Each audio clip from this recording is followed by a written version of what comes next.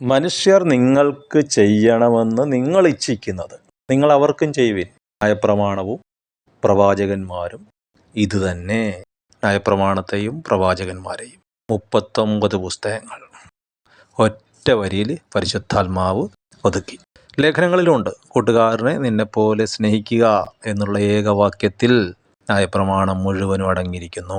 മറ്റുള്ളവർ നിങ്ങൾക്ക് നന്മയുണ്ടാകുമ്പോൾ കൂടെ സന്തോഷിക്കണമെന്ന് ആഗ്രഹിക്കുന്നു, അതോ അസൂയപ്പെടണമെന്ന് ആഗ്രഹിക്കുന്നു? നിങ്ങളുടെ എല്ലാ നന്മയുടെയും കൂടെ നിങ്ങൾക്ക് ബുദ്ധിമുട്ടുകൂടെ വരണമെന്ന് മറ്റുള്ളവർ ആഗ്രഹിക്കണം എന്ന് നിങ്ങൾ ഇച്ഛിക്കുന്നു? ഇല്ല. നിങ്ങളുടെ സന്തോഷത്തിൽ മറ്റുള്ളവർ സന്തോഷിക്കണമെന്നും നിങ്ങളുടെ ഉയർച്ചയിൽ മറ്റുള്ളവർ ആനന്ദിക്കണമെന്നും നിങ്ങൾ ആഗ്രഹിക്കുന്നു. മറ്റുള്ളവർ നിങ്ങളെ സ്നേഹിക്കണമെന്നും കരുതണമെന്നും ബഹുമാനിക്കണമെന്നും നിങ്ങൾ ആഗ്രഹിക്കുന്നു. മനുഷ്യൻ്റെ ഹൃദയം കോംപ്ലിക്കേറ്റഡ് എന്നാണ് പറയുന്നത്, എല്ലാറ്റിനേക്കാളും കപടവും വിഷമവും ഉള്ളതെന്ന്. അപ്പോൾ ഇങ്ങനെയുള്ള ചിന്തകളും വിചാരങ്ങളൊക്കെ വരിക സ്വാഭാവികം. അതിൽ അസ്വസ്ഥതപ്പെട്ടിട്ട് കാര്യമില്ല. ഐഡൻറ്റിഫൈ ചെയ്യുക, ദൈവസന്നിധിയിൽ തുറന്നു വയ്ക്കുക, ഹൃദയം ദൈവസന്നിധിയിൽ പകരുക.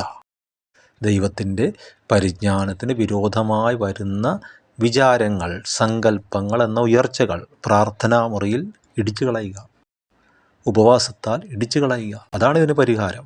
അപ്പോൾ ഹൃദയം ശുദ്ധമായി സ്നേഹിക്കാൻ പറ്റും, മറ്റുള്ളവരോട് സന്തോഷിക്കാൻ പറ്റും, കരയുന്നവരോടുകൂടെ കരയാൻ പറ്റും. ന്യായപ്രമാണവും പ്രവാചകന്മാരും പറഞ്ഞിരിക്കുന്ന അനുഗ്രഹങ്ങൾ നിങ്ങളുടെ മേൽ വരും.